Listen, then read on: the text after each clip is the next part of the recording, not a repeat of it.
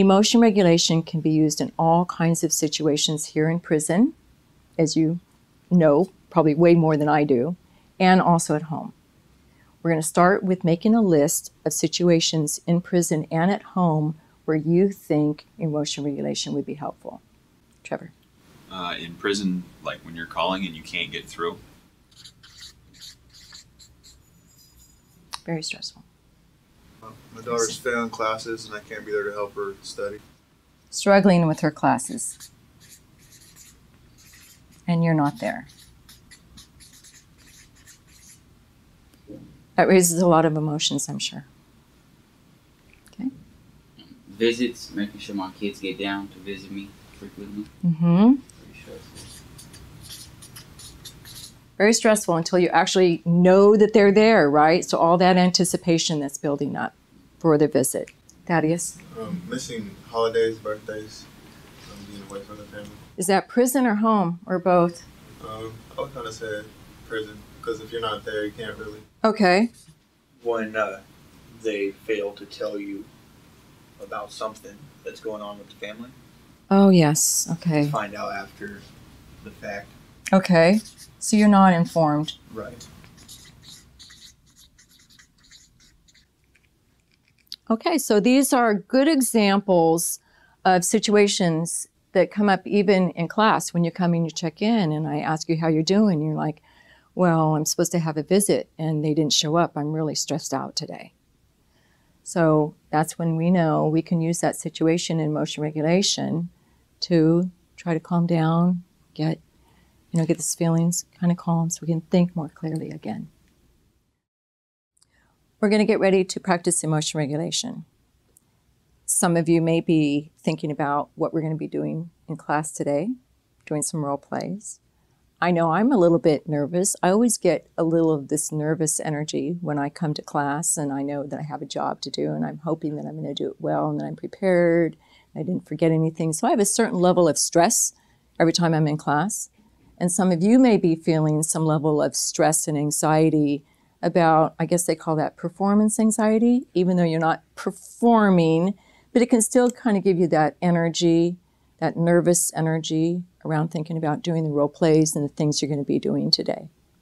So I want you to tune in to what some of that energy is for you today and think about what that feeling word is for you around our activities in class today that you're going to be doing from the homework and the things that you prepared.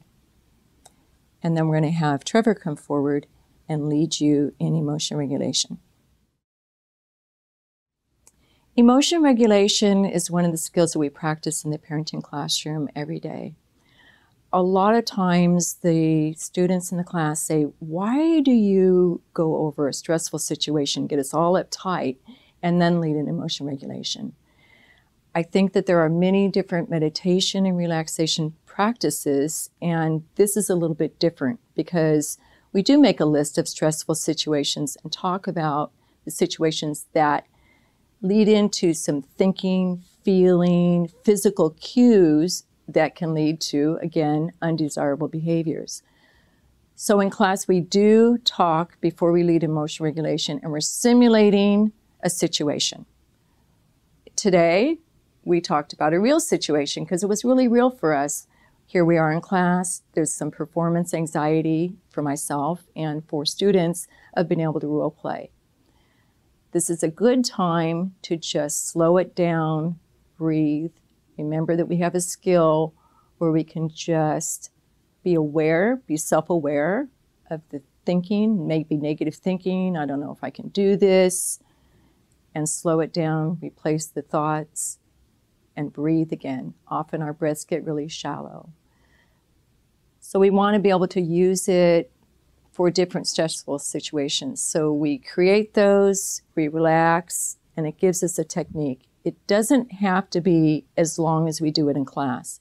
You can quickly, easily do an emotion regulation practice with no one knowing it just by getting in a relaxed position and breathing.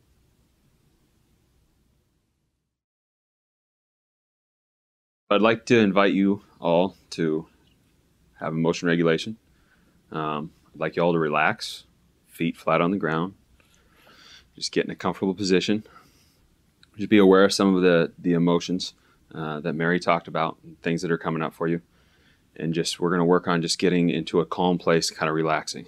So I'd like you to close your eyes if you're willing, and take a deep breath in through the nose, out through the mouth. Nice and slow. Again, we're getting to a place that's relaxed. Nice and deep breaths in through the nose, out through the mouth. I'd like you to clench your feet. Ball them up. Feel that tension in there. And release them. Allow that tension to just release as you release that pent-up energy. Breathe deeply in through the nose, out through the mouth. Go ahead and tense your legs. Tighten them up. Feel that flex. Feel that tension.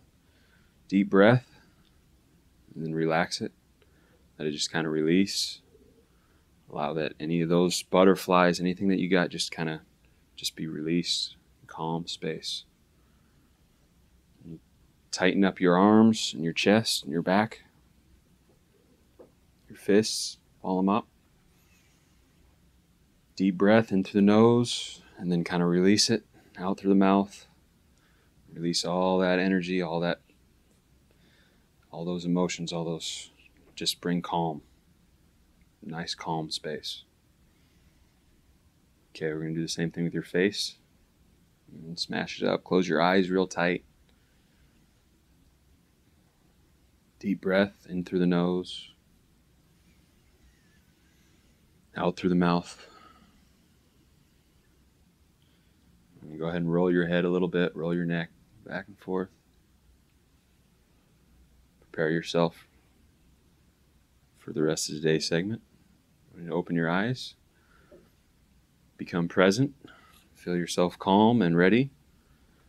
Remember, we're going to lead by example today, and that we're role modeling behavior for our kids.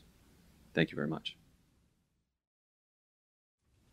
I want to talk about another example of how you can take something that's going on in the classroom and use the curriculum as a coaching opportunity to model the curriculum. It happened to me. I was subbing in a class for another coach, and there was an incident that happened when somebody came in late. Somebody else was sitting in his seat, and he immediately called him out on it, and very quickly it went from 0 to 90 miles an hour in a second. I thought I was going to have a fight in the classroom. It was pretty bad.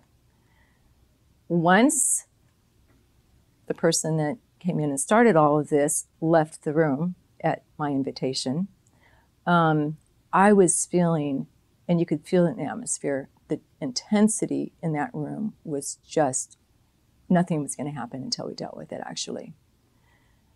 So all I did was just stopped, went back to the class, stopped.